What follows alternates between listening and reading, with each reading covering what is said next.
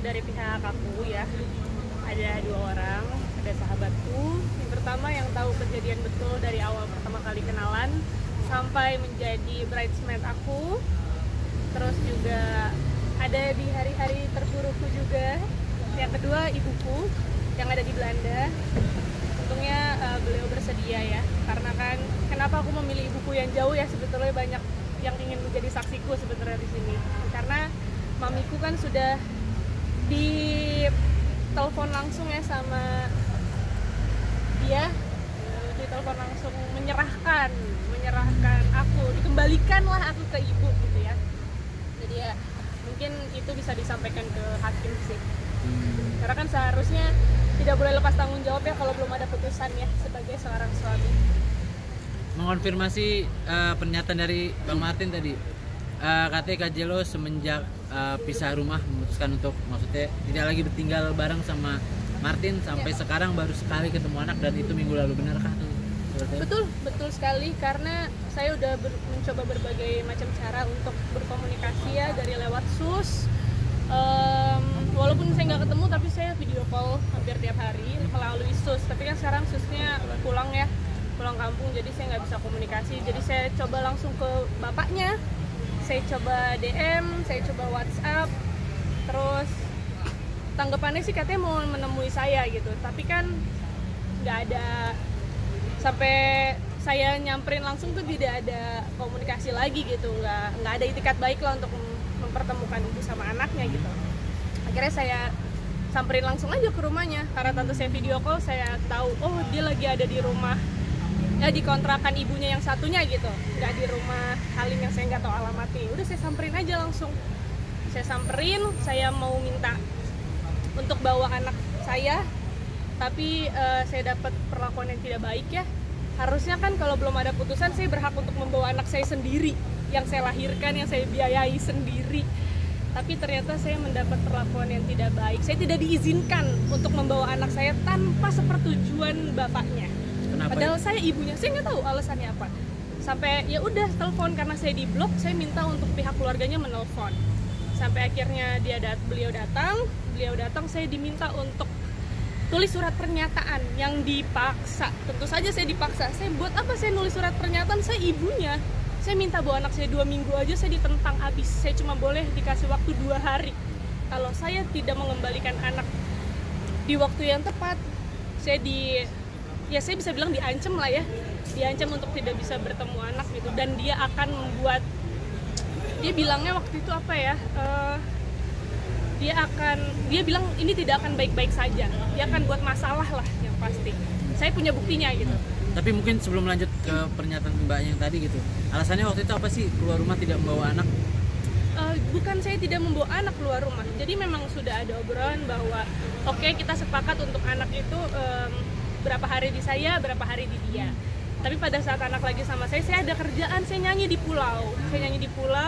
Ya saya pikir daripada di keluarga saya kan lebih baik, saya punya niat baik nih, ya udah biar dia sama papahnya aja gitu kan. Sama papahnya nggak taunya saya pulang dari pulau, saya nggak dikasih lagi anak saya, diumpetin. Oh gitu. Ternyata niat baik saya malah dibalasnya nggak baik. Komunikasinya terputus setelah itu? Terputus setelah itu. Gitu.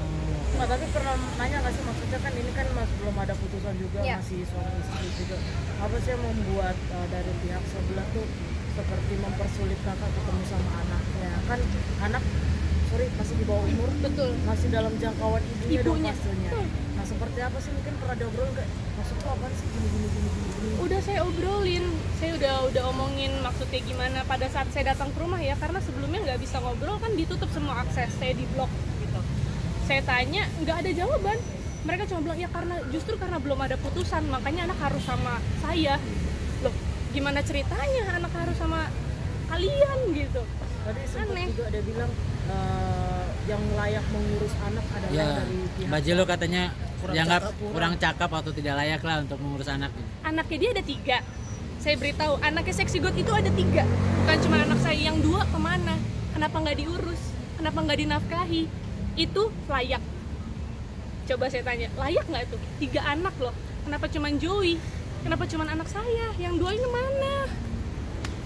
Coba logika aja, kita pakai nalar aja sekarang.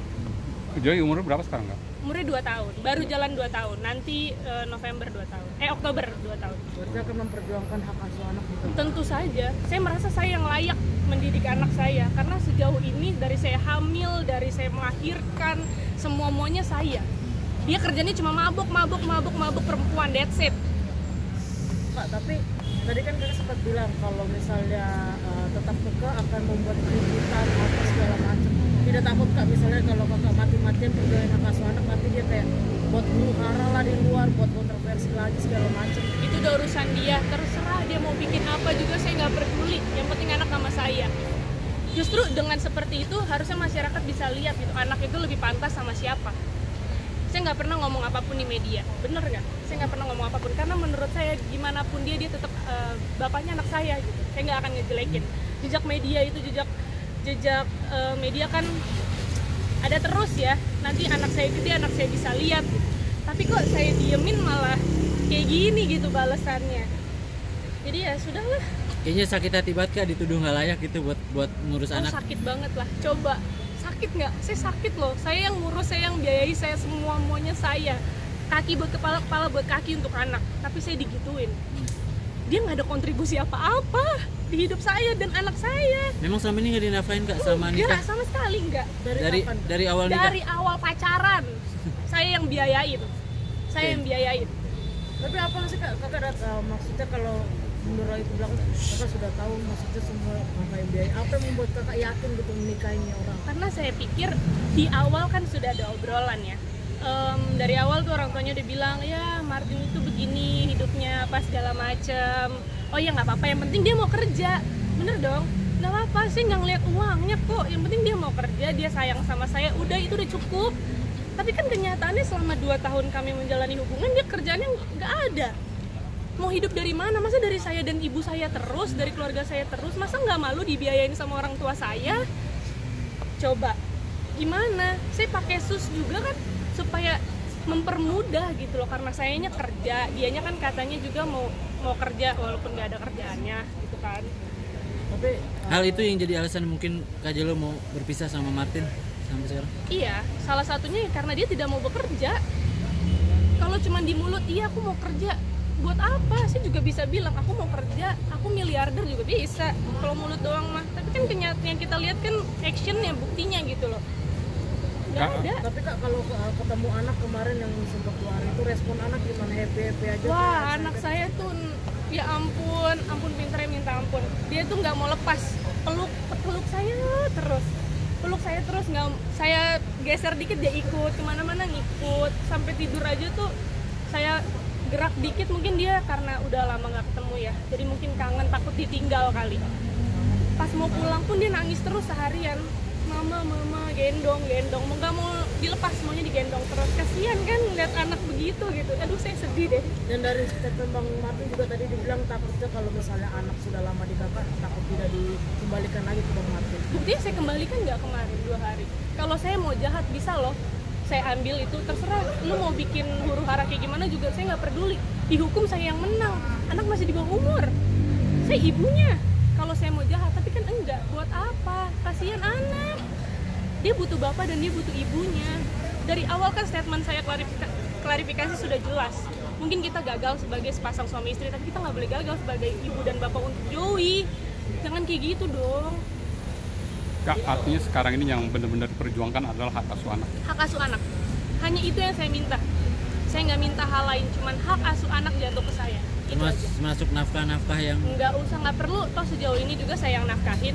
Buat apa saya minta nafkah sama dia? ya. Sekarang kan posisi anak Masih di bapaknya Martin nih. Nah, Ya. Kalaupun ke depan akhirnya akses itu tertutup seperti apa? Saya akan lanjutin ke jalur hukum. Udah pasti itu. Oke, aman. Terima kasih. Terima kasih semuanya.